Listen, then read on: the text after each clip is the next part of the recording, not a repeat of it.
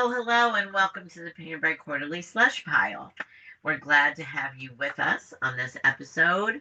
We are going to read some poems and basically have an editorial meeting right in front of you. Well, not really, in your ears, at least in your ears. Um, as always, we're honored that you've chosen this pod out over all the other ones, and we're really honored that our poets has agreed to allow us to read their work today. So, just a quick thing so you'll recognize our voices. Kathleen Volk Miller, and I'm happy to be here podcasting from my bedroom slash bathroom slash office slash closet. Hi, and let me say hello to Jason. Hi, it's Jason. I'm in New York. My radiator is still on, so there may be little steam hiss sounds of just local color from my Riverside Drive apartment overlooking the Hudson. And I'm going to send it over to Lisa. Good morning, everyone. I'm Lisa Zerkle, and I'm here in Charlotte, North Carolina, where spring is in full and beautiful bloom, and we're grateful to have left winter behind. And I'm going to send it over to Sam. Hi, everyone. My name is Samantha Neugebauer, and I moved this week from one side of DC to the other, so I'm in Noma now. And I'm happy to be here, and in a couple hours I'm going to Paris for the spring break, so I'm also happy to be going. I'm going to send it back to Philly, to Lillie. Hello, I'm Lillie.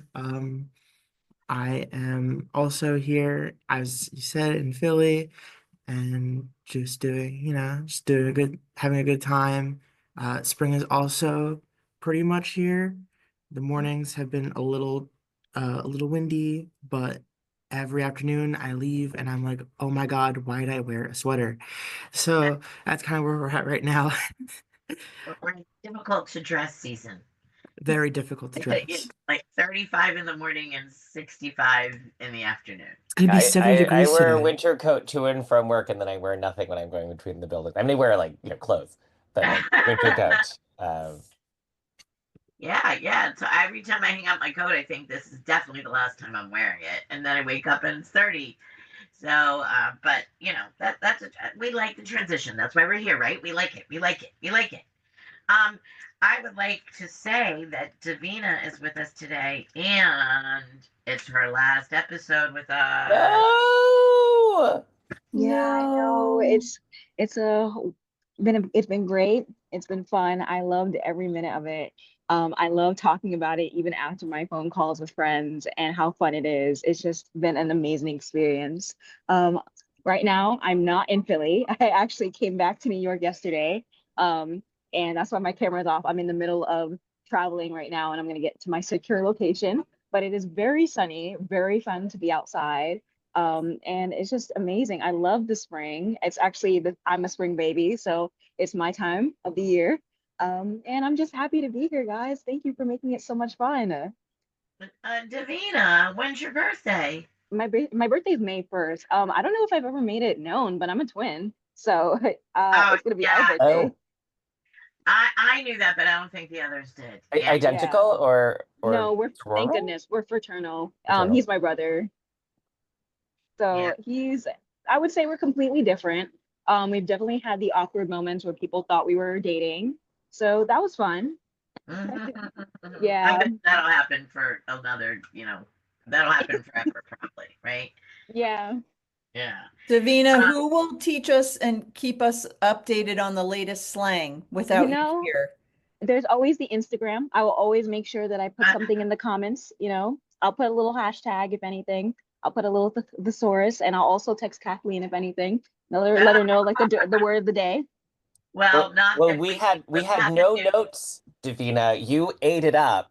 No crumbs. You really, you know what, Jason? You did such a good job. Did you study that?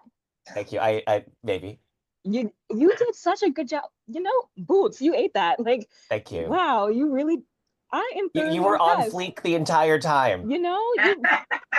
I am so happy. Back, Jason? Is that what you're trying to I'm trying to ruin it. Yeah, you missed that one. I'm so happy. Like, I'm so proud. Like you bring a tear to my eye. I'm about to shed tears. Like this is, oh, I'm so happy. Yeah, we I don't want to say anything. I was going to say she won't be Divina, but we have Jody Gahn joining us next. We do have another youngster coming in. So maybe she'll be able to turn us on to a thing or two as I well. 100% trust that she'll be leaving you in great hands. So I know that. And you always have a place if you ever want to come back. Of course. Thank you so much. So let's get on with it, shall we? We have 3 poems by Luiza Flynn-Goodlet today to read. You know what? I never read. I haven't read in so long. I think I would like to kick us off. How about that? I would love that. Mic. We're keeping the mic. So this is a poem with death in it by Luiza Flynn-Goodlet. A poem with death in it. Before it ends, expect the turn to drag you back toward life. A poet's deepest allegiance is herself, and she won't narrow the reader pool since so few bother these days. But first, images. Death costumed for a cut-rate Halloween. Death as a bear when a camper didn't elevate their trash. Death as rogue wave. Death as sleep. Death, meanwhile, slips past her lines like a beaded curtain. Next, a story from life. Small grave opened like Pandora's box. A mention of dust. Now, press palm to page as the turn approaches. Its speeding train, vibrating rails. Death is right here, if anyone cares to look, leaning against the right margin as the turn enters from the left, made of whatever the poet has on hand. Chickadees settling on the holly tree, sleeping forms warmth beside her, the welding glass held up to a solar eclipse. Our need for darkness to shield us from such radiance offer us its halo. So the poet steps away, leaving death still at the edge of this page to his business. There you are. Now, slushies, you're going to hear silence for a minute, and that's the sound of us thinking. But I will tell you that this poem is a long and narrow one, written in couplets, and you can find it at pbqmag.org if you want to look and read it yourself again, or just have it in front of you while we continue this convo.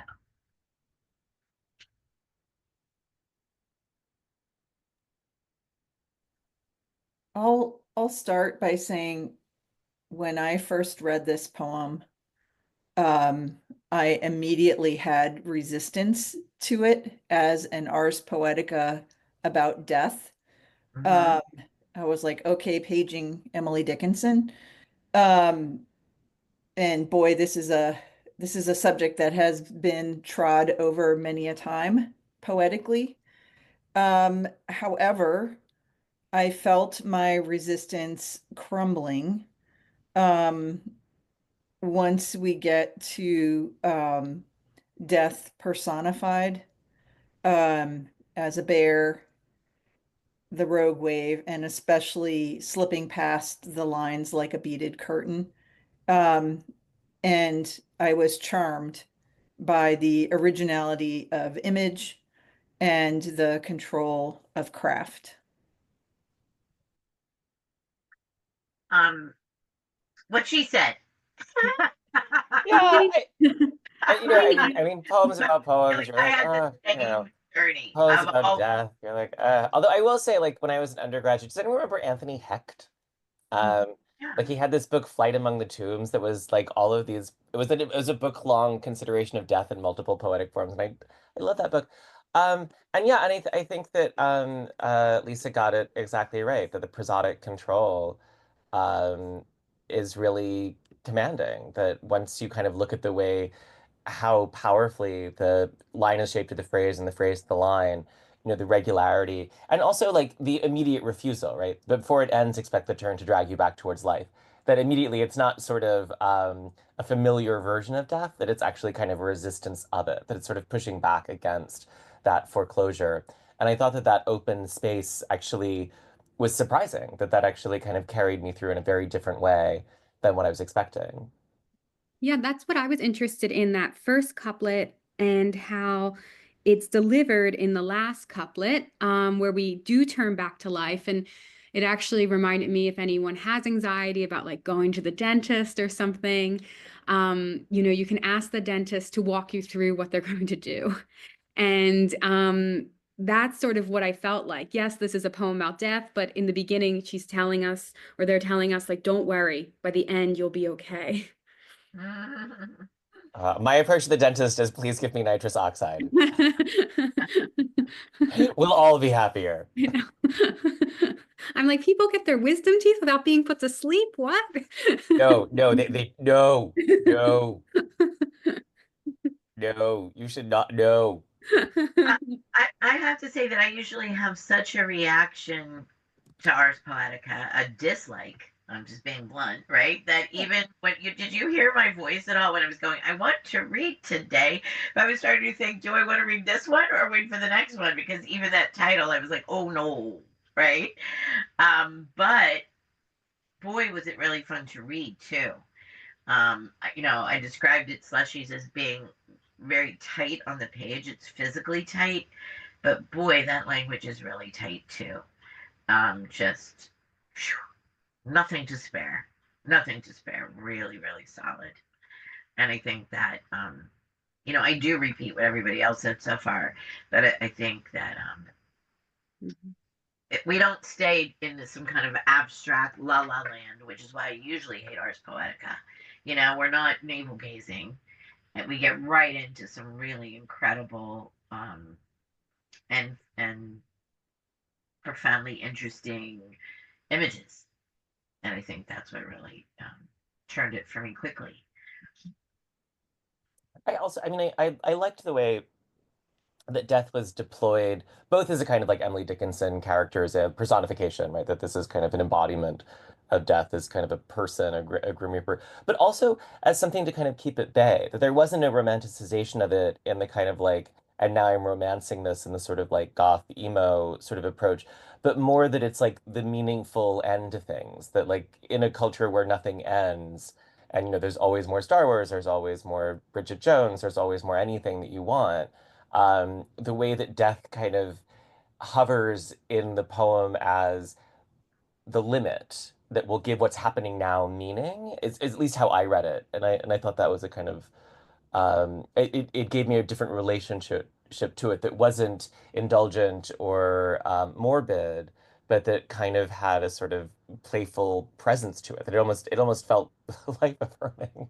I know, and I would, if you told me I'd be saying life affirming in a positive way, I'd also hit me, or I'd give myself a little smack on the cheek.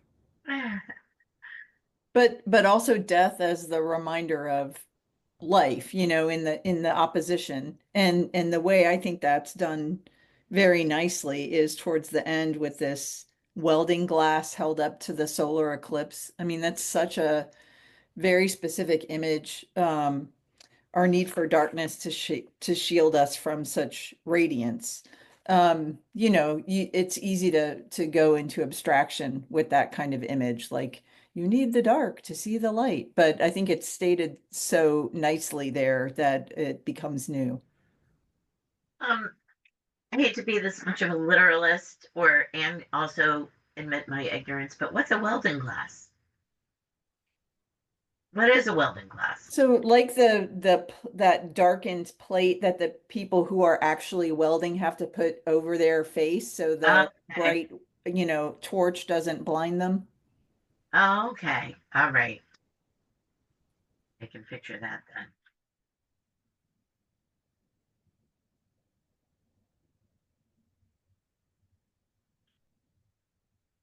Hmm. Wow. Are we thinking again?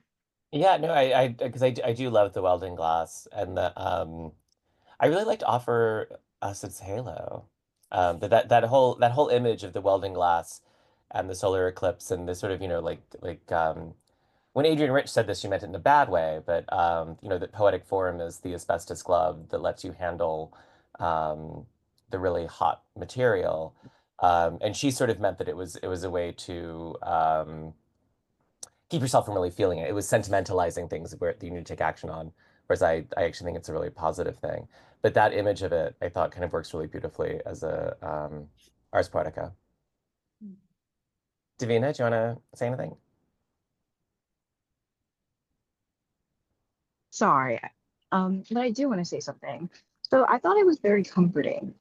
Um, as someone who kind of is scared of the concept of death, to see it kind of conceptualized with things that are a little bit more lighthearted, like Halloween, it's kind of a funny way and kind of I'm saying kind of take a drink every time I say that, but it's a little bit comforting is just the best word to say it because for me, I kind of see death as this unexplicable void. I don't know what's going to happen. Like I can't even like picture it, and it just scares the everlasting hell out of me.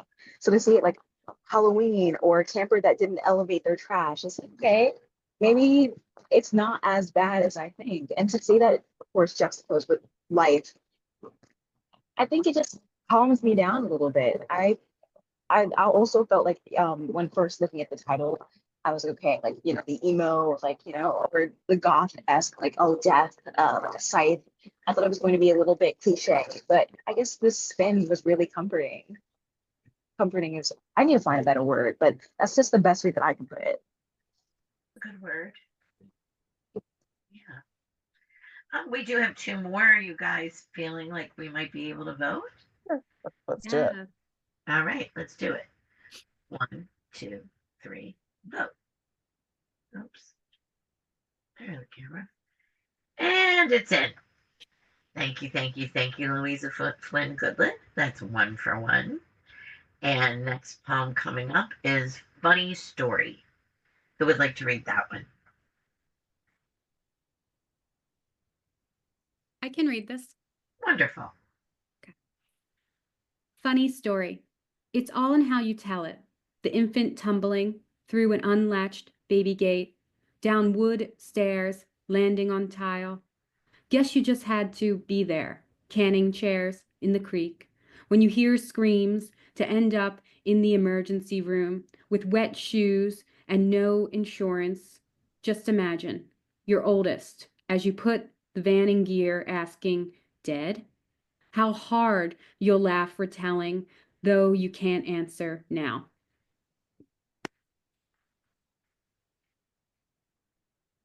Wow. I think you're going to hear thinking on this one for a minute. Can I just clarify one detail that I think may cause confusion if we don't early on? Sure thing. Okay, I think in the third and fourth stanzas, I think that what the speaker is doing is caning chairs, which is like soaking the material to make a chair in the water to make it pliable so you can bend it into the form of the chair. And if you don't understand like that handicraft and focus, then you won't get this poem. So I think that's an important thing to mention. I had a harder time going along with this one. And if you told me in advance, if you summed up the two poems for me, I would have been on board with this one and not the one, but not the Ars Poetica. But actually with this one, I feel like it veers a little too far over that edge. That, we are always kind of getting to the edge of something, and this one kind of feels like it falls off to me. In that it's too specific, Jason, like not universal. No, in no, not that it's too specific. Haha, universal. No, but in the way that I can't sort of the tonal juxtapositions between the sort of the direness of the situation and how truly horrible it is, and the sense that later on it will be funny. I mean it's not it's ironic, right? I mean, it's not saying that this will ever be funny, but that the people involved will be able to laugh about it. And I can't quite get there. Like I'm just like I had a student one. I don't know. This is a stupid story. I had I someone who worked for me once lost a child in Central Park, and it wasn't her child. Like it was someone else's child, and then it was horrible. It didn't even happen to me. It happened to this. She was nannying and lost this child, and then they found the child, and then like 2 months later, she would like made a joke about it, and I was like, no, that will never be funny. Like no. And you would think that I'm like, if it was in a movie or something, maybe I would have that distance. But like with this one, I'm like, like I can't sort of. I've dropped babies. I mean, I probably shouldn't admit to that. They were fine, but like Multiple babies? well, no, just one. Um, I mean, I was a kid. Anyway. But like it's horrible. Like I don't know. I couldn't. Like I am saying, like I've been inside where you're like, oh my God, like what, like how bad is this? Um, and even if the answer is not bad at all, it's still like I couldn't get there on this one. The tonal juxtapositions on this one were too um, extreme and too dark for me that I couldn't kind of get to the other side.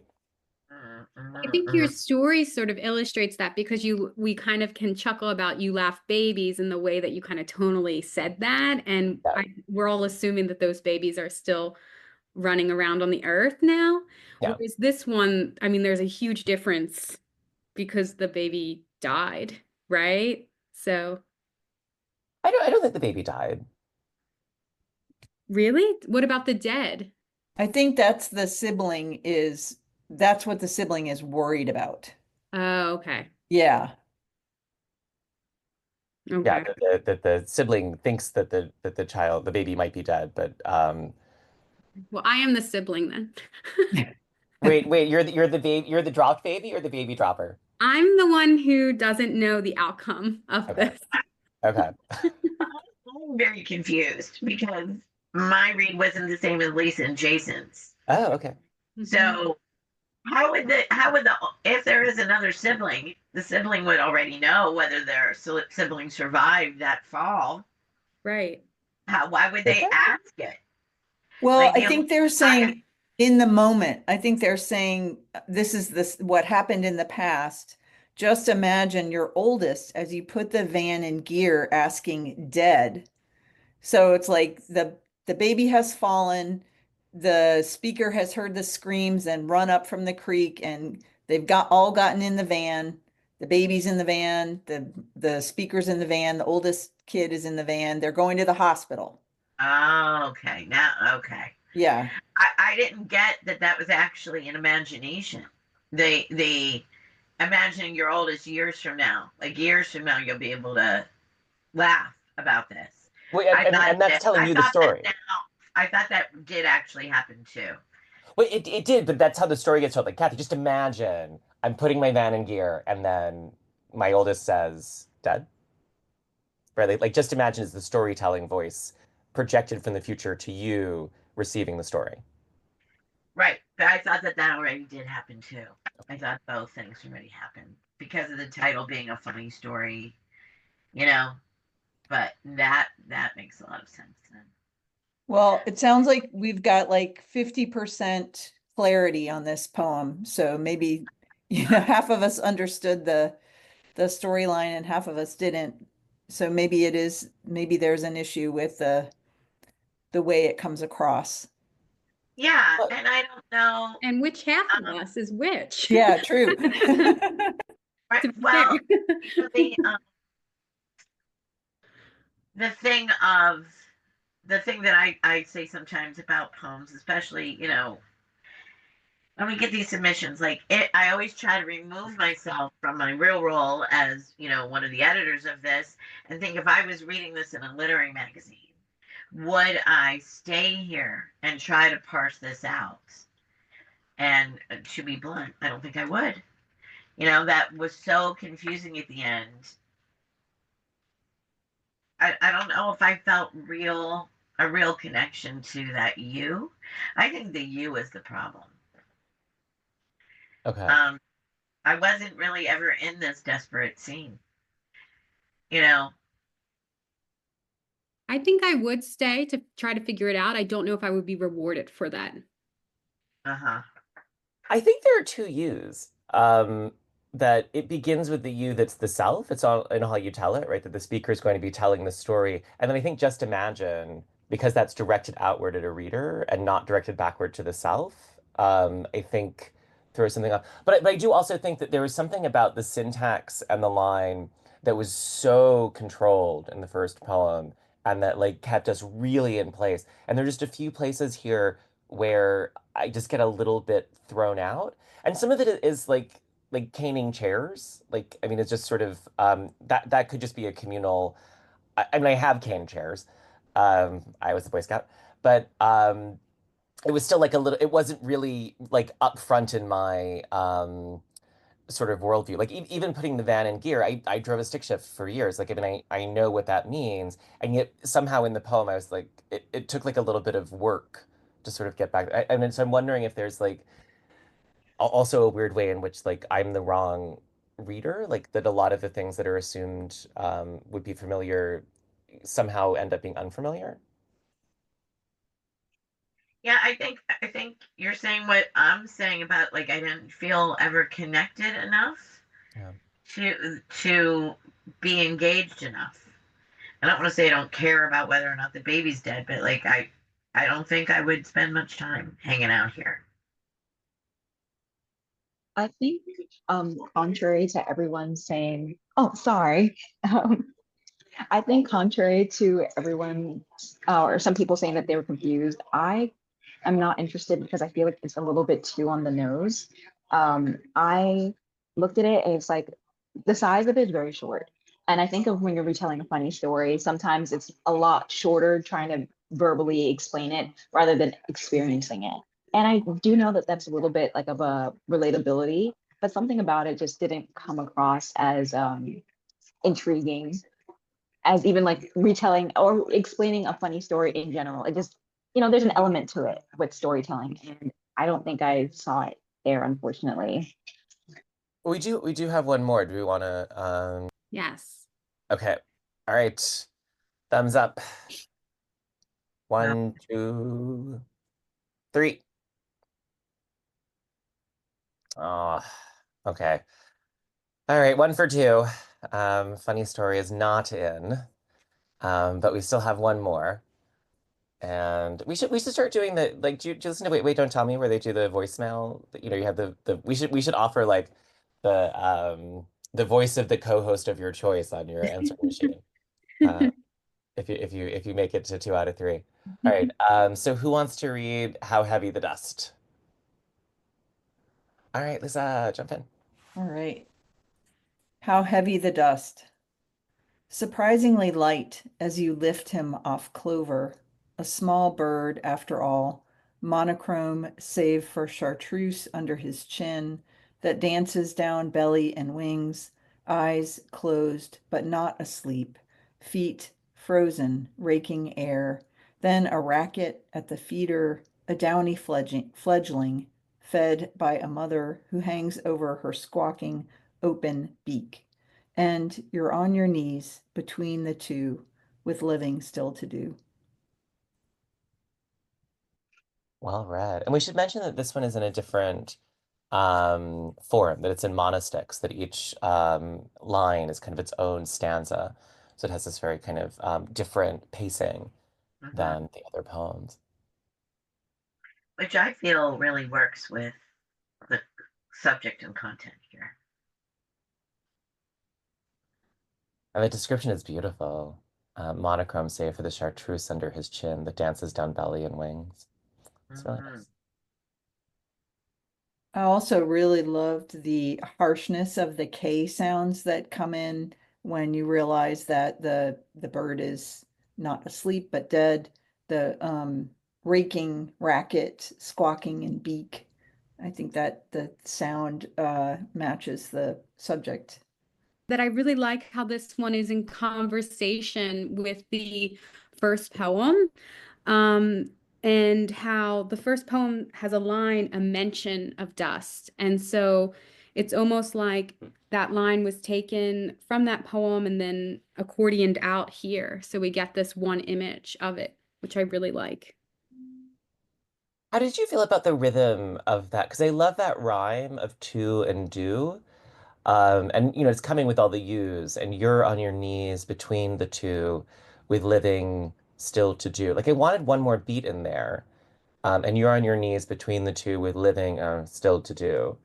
But I don't know if I might have a mania for regularity. I don't know if other people felt that missing syllable.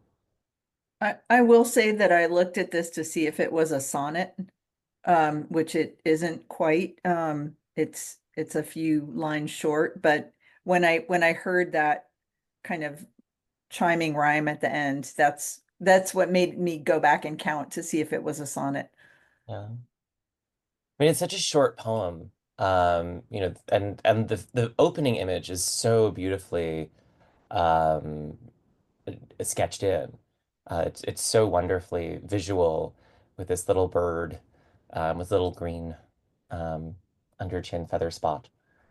And I love his little feet raking the air. Yeah, really can see that so well. Is the racket at the feeder, is that like the mom upset about the small bird? Like, is that, do you understand what's happening like in sort of like Birdland? I was like, I'm not sure I fully followed the drama, the familial drama with the I birds. think it's a family member that's Okay. dead. I don't. I think the squawking is just because the baby is getting fed. Okay. Only because the small bird isn't a baby bird, and the Okay. baby bird that's being fed is even downy still. So I don't think they're part of the same birth experience. Do I know? This is like the Heathcliff of birds. Like, everyone's like, what is he doing here? This gypsy bird. Yeah, I took it as a separate, there's the dead bird and then so it's almost like a parallel, right? It's like the speaker is caring for the dead bird while the mama bird is caring for the alive bird. It's like circle of life. Yeah. Um, you know, Yeah, and there's something about the image of the speaker being on their knees or the you being on their knees between the two with living still to do. So that's kind of like the first poem too, Sam, because it's like, and the arc back toward life. Now that bird will be disposed of and she'll be back in the house doing what she needs to do in minutes, right? And all this is always happening. Life and death, life and death, life and death, right? Yeah. She'll be called back to life soon enough. I You know, really do like Kathleen? that. Oh, so sorry. That's okay. I was gonna say I really like the way that you put that, like the life and death connection. Like I didn't even think of that. I really like that. And I completely agree with Sam with seeing how there's a parallel between the first poem and this last one. And I'm sitting here trying to cock my head a little bit because at first I didn't understand it. I had to reread it a couple of times, but seeing that cycle being, I guess, verbalized or written down and I guess put into words in such a metaphoric way was nice to see. I love that final image of the speaker or the you. And the you works so well in this poem. The you is totally unified. This sense of like speaking to the self and the observation of oneself in action. It gives, I think, a really nice sense of distance that frames the poem. And so the images are both experienced and observed in this like really powerful way that I thought worked really well. But I still wonder, do other people want that extra syllable? Has anyone else bothered by that missing syllable? I didn't notice it. Like, Okay. yeah. Well, I keep thinking left, but that's not giving us another syllable, but it's giving us that harder consonant. Well, I'm just asking for metric regularity, and I know, or rhythmic regularity, and that's not necessarily anything anyone wants. I just want to know if that's me or if that's like a group consensus. And I think the answer is the group consensus is that it's just me. Yeah.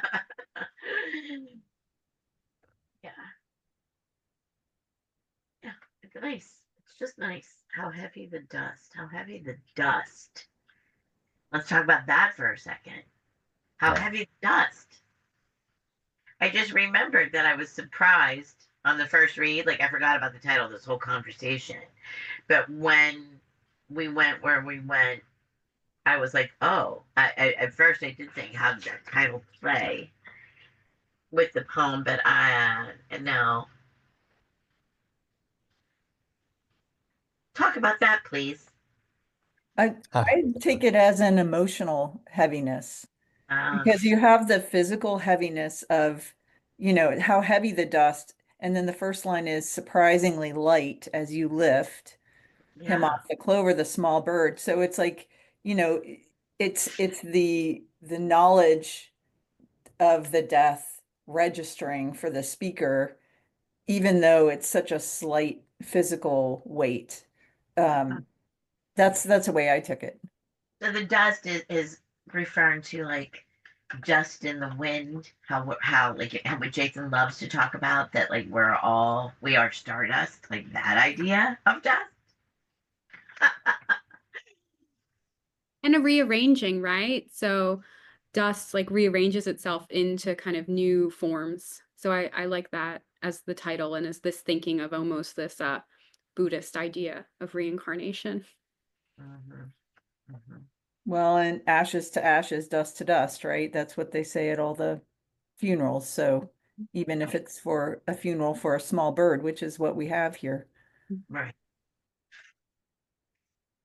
Also, that like the carcasses of tiny animals are so much easier than like bigger animals. But as a person who thinks about one's own mortality, the body of a bird is so much easier to sort of manage. There's kind of a godlikeness to being able to sort of like pick up this corpse because it's so tiny.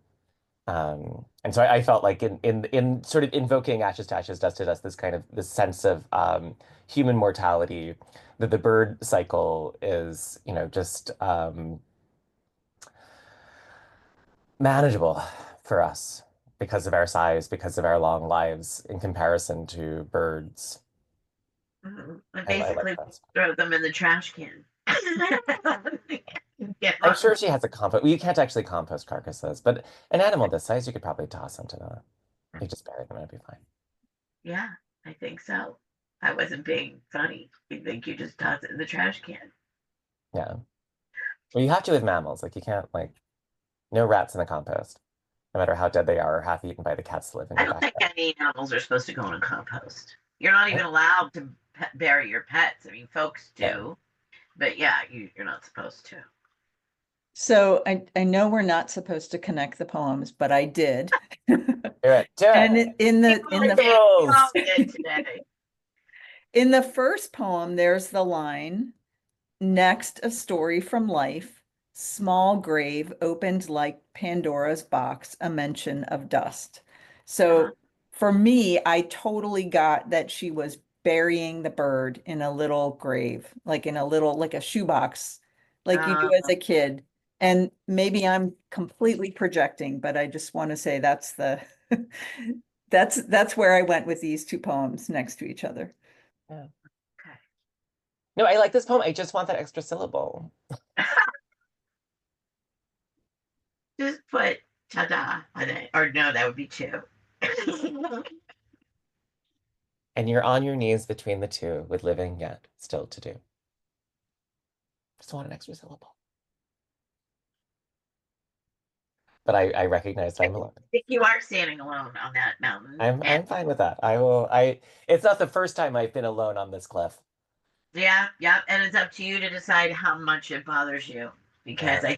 we are ready to vote. Let's do it. Let's do it. Are we ready? 1, 2, 3, vote.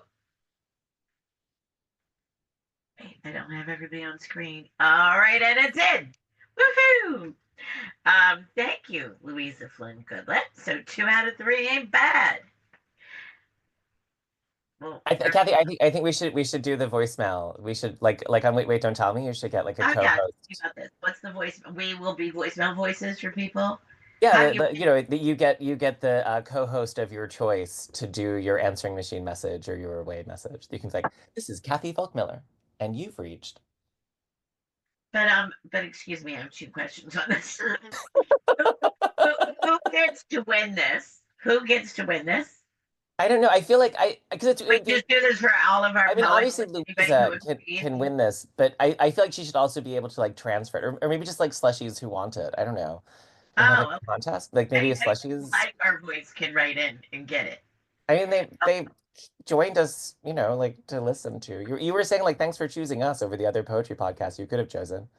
That's true. Okay. How about my second question? Does anybody leave voicemail? Don't you just call people and hang up if they don't answer, and then you know they'll get a missed I need call? to You text her. guys, you Well, guys leave messages? yeah, You do? yeah. And your phone transcribes them. Wow. You don't But need to this listen is, to the messages anymore. Your phone just like transcribes. yeah, I love the That's how I know someone's transcription. spam or not. Like if I don't recognize the number, then if they leave a voicemail, I know they're real, and if they don't, then I know they're spam. I have those blocked, Jason. I don't even hear the ring on I don't even get the ring on the block calls. But you And still need a welcoming message, right? You still need this is Jason Schneiderman asking you to leave a metrically complete sentence in your answer. I'll have to check on that and see if I have that on my phone or not. I'm just so, I don't know.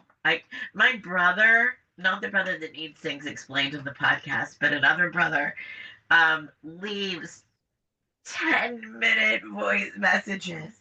I did that in high school. My friends They're and I left even, each other like really long messages, and it made my parents so mad. It was like, ha. oh my God, even to read the transcription, I'm like, well, I guess, I mean, I'm going to be so mean. He doesn't listen to this podcast. He does kind of like to monologue, so I guess it's connected. He doesn't really care. He calls you to tell you something. So you don't really have to be there, do you? Same difference. Um, okay. So back to Luiza Flynn-Goodlet. Thank you so Thank you much so for allowing much. us to discuss your Thank work you. today and all of our slushies. Write us. Tell us how you're doing. Tell us what you think of the podcast. And any of us would gladly be your voice message person if you have one. Right? Yeah, sure. I love this. Let's try it. Who knows? Okay, so anybody else have anything to say? Thank you, Divina. We're gonna Thank you. miss you. Yeah, Bye, Divina. yeah. Of course. All right, Thank but you we'll so still be much. Lillie, and we'll still he'll I hope that you tune in again, listeners, and everybody keep reading. Bye, everyone. Bye. Bye.